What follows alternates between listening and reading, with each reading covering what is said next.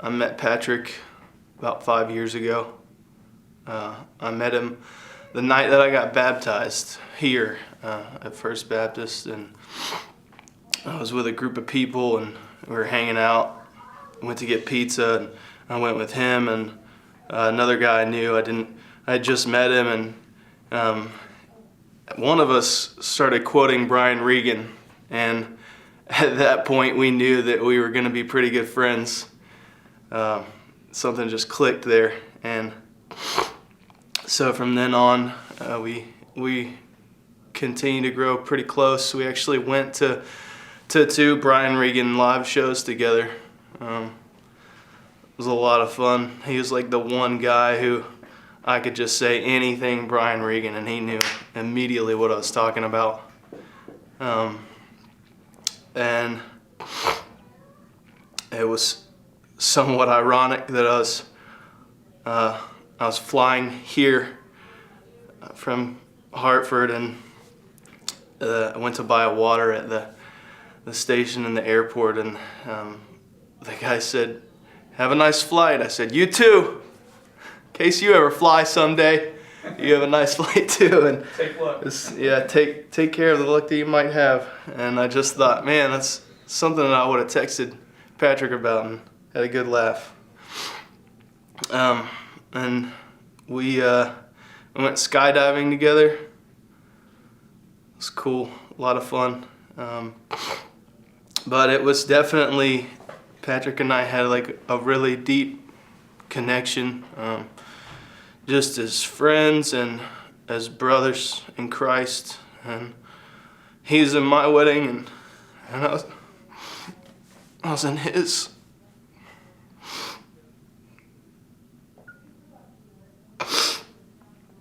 And I remember one night before either of us was married, and the Lord was just doing a lot in my life, and it was a hard time, and I was real upset, and I called up Patrick, and he said, "Yeah, man, come on over." And so I came over and just poured my heart out to him, and he just sat and listened. He was that kind of guy, you know. He just was meek and humble, and he would just listen to you.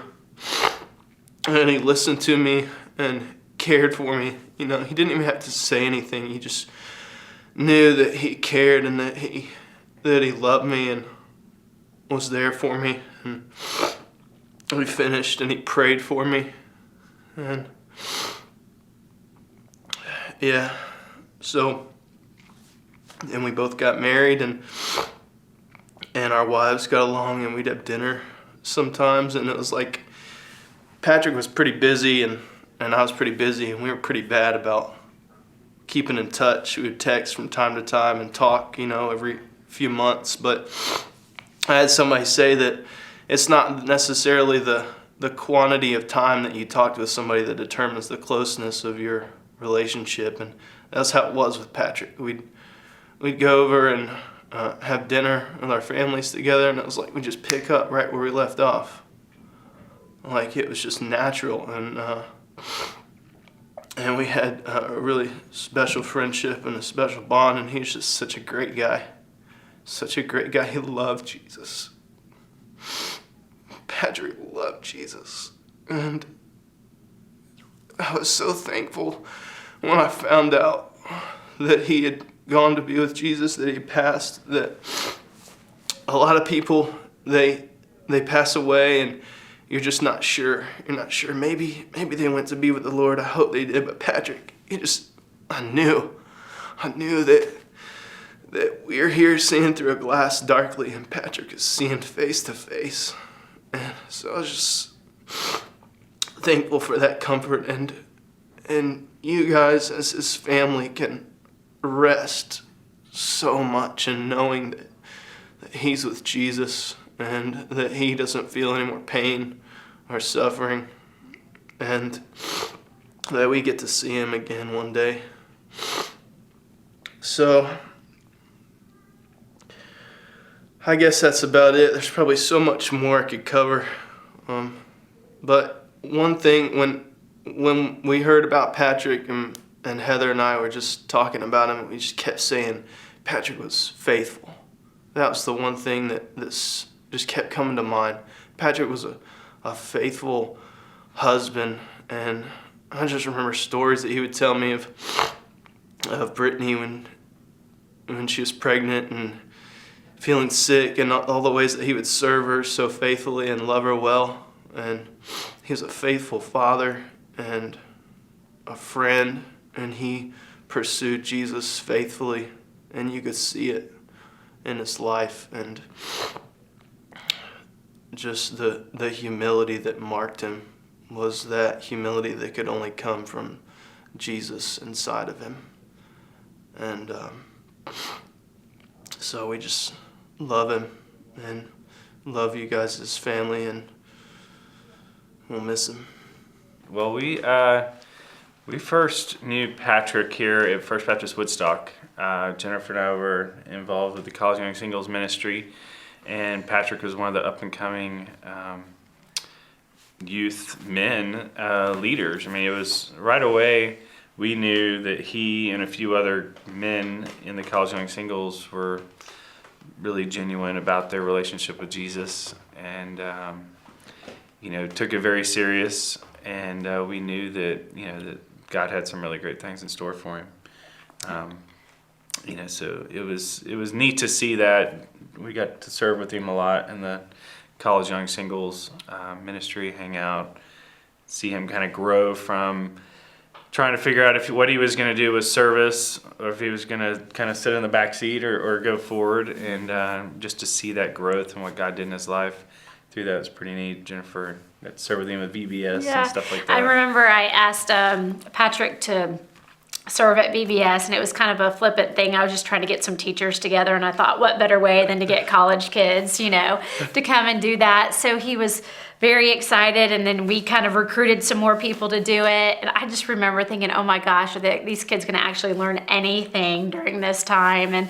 But of course, Patrick just stepped up and just blew us all away. Just his heart for the Lord, his heart for the kids, just his ability to make anybody that might felt out of place be a part of the group. And it was just so cool to watch that. And then from there, it kind of, I think, catapulted him into serving and then being a Sunday school teacher. And then, of course, it's just, there's such a trickle effect of what has happened with that. But it was so exciting just to see that all kind of take place and to go back and look at some of the pictures. I remember he and Leslie made this waterfall out of paper, and it literally, they put it up and touched it, and it fell to the ground in 2 seconds.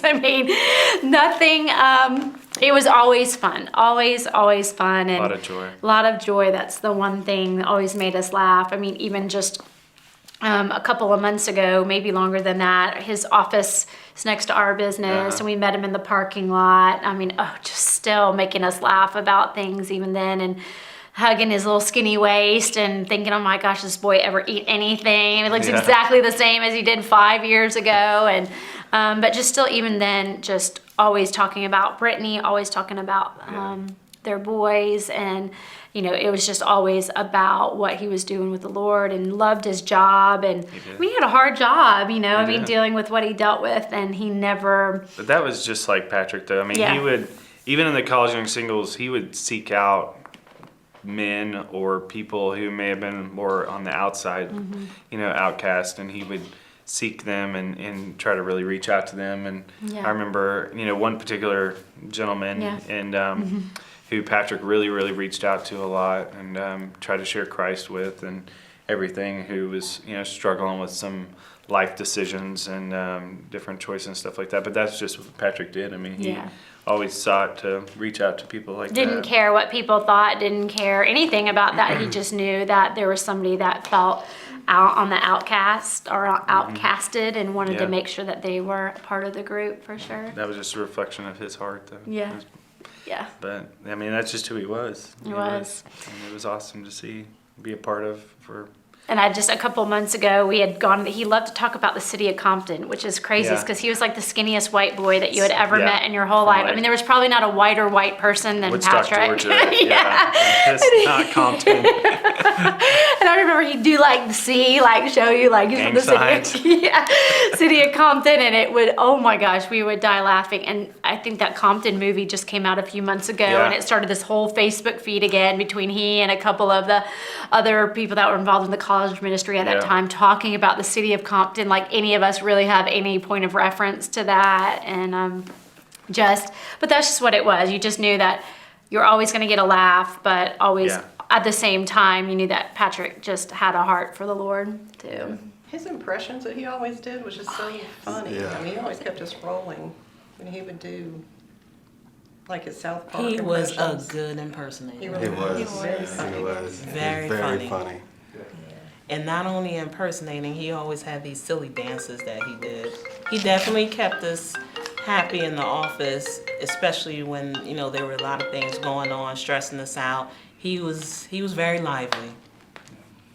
He always had a smile on his face. I mean, he never really saw that he had a bad day. I mean, unless he was sick or something, you always saw he was happy-go-lucky and always joking around. Always had something to pick at you about.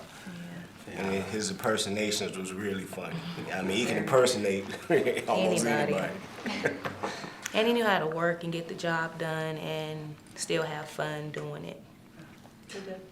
My best memory that I had of Patrick, I would say when I first came from probation to parole, he was the person who did my interview. And, at that point, just having that, I didn't see him as a supervisor or a manager. I saw Patrick as being, a mentor, more of a friend than anything. I can go and talk to him about personal matters and even things about work, and then he always would make some type of joke or something funny to make you lighten up about a certain situation. And that's something I adored about, your father. Patrick was just that person that you could always count on, always go to, and anything that was bothering yourself, he could make something out of it to make it be like the funniest thing of all time. And you'll leave that office or off the phone with him with a total different, Feeling better. a whole thing, And that's just something I adored about Patrick Price. I mean, he was just that one guy that you can always count on, no matter what. He actually has this little quote thing that he composed called Pearls of Parole or Price or something like that, but it's all the little funny things that parolees have said. And just even for me to read it like every day, you can still see his facial expression, how it's being said. And the first thing that's on there, you would ask him when he would say, "Cold red," and that's like the very first one. So I immediately started crying before I could even get through because you can see his whole facial expression saying, "Cold red," Parole. Yeah, parole. That's the one impression he did with that was at the other office when the guy stuck his head up through the window. Yeah. I would see his off of Jerry. Jerry. Parole, man. He did not discriminate in his No, impersonation. He did managers, Bring your smiley. officers, he did You smile. parolees, and movies from Coming to America. Yeah. He was just, Yeah. he was funny. He was funny. And he had a very big heart. Very. Oh, yeah, very. I really appreciate Patrick a lot. I was blessed to be able to spend a lot of years with him because I was there when he first started out at Married at Parole, and just an outstanding guy. Outstanding guy. He truly had a heart for service. I mean, I've never once came in contact with someone that truly lived to serve other people. Correct. Like for his coworkers, his friends, even his family, he would rant and rave about them. He loved everyone, and there was nothing that he wouldn't do for them. you know, I've only known him for a short period of time, but even from the first moment, like Sadeh stated, he made an impression on me. I admire him. I mean, he was younger than me, but I truly looked up to him. I mean, he truly had a heart for service, and he took that in everything he did, and that's why he did his job so well. Yeah. Yeah, you can always count on Patrick to make you feel better. I remember when I first started, you know, the pressures of the job and how you feel like you're just not gonna get it. But Patrick had that type of way about himself that make you feel better about the job. And that was Patrick Price. Patrick was the type of person from the moment you met him, you felt like you knew him your whole life. Yeah. Yeah. He made you comfortable. Yeah. Like you just knew him your whole life. I guess the memory I remember was probably 2 weeks ago.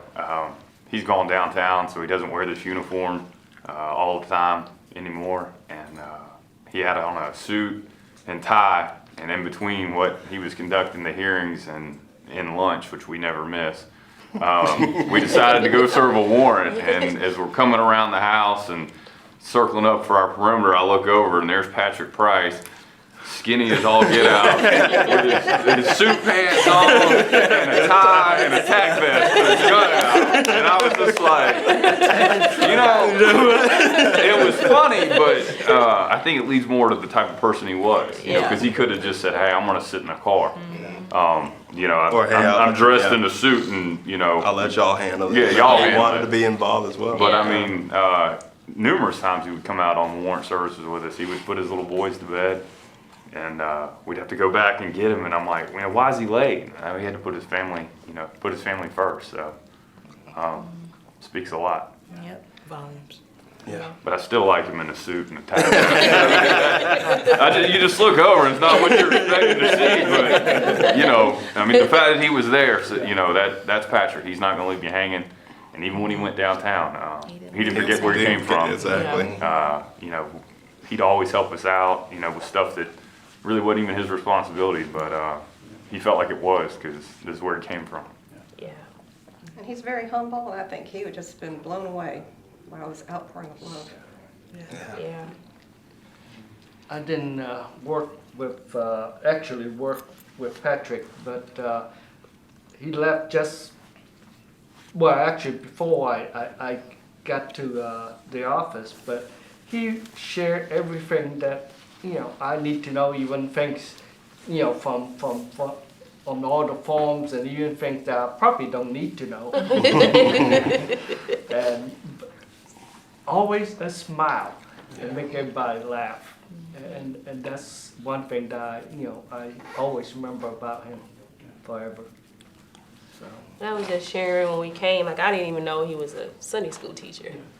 So I'm like, wow, but I have this thing that is always says you should be able to look at a person, how was your life affecting others? And he was the epitome of just, you know, loving the Lord and having purpose in his life, just well-rounded. So I mean, it's definitely something for me to see. It's how this is how he lived a good life. You know, he was balanced. You can tell he had that purpose, and you know, just it's just the fact to know him was a blessing. Yeah, you know. I know Patrick was very good at his job. He was very serious about his job, but he still always recognized that, you know, family came first. And I remember when I was pregnant with this little guy being terrified to tell my supervisors that I was pregnant because I was concerned, oh God, they're going to think, how's this going to affect your work now? And Patrick was actually my supervisor at the time, and I remember him just sitting down and saying, this is just a job, Crystal. He said, the most important gift you will ever get in your life is to be a parent. And that's how he was about his family. He loved his kids more than anything in the world. Yeah.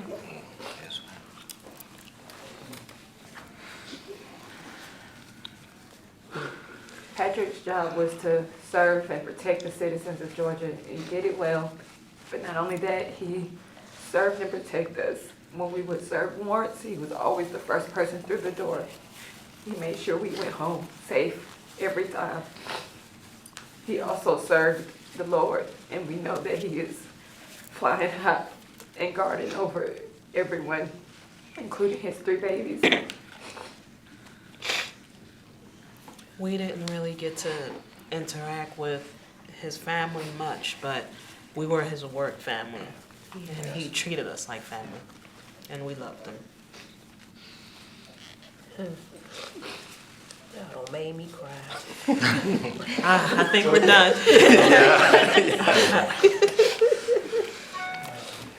Thank Last you. thing I'd like to say, you know, for his family, you know, for your 3 boys, we love you.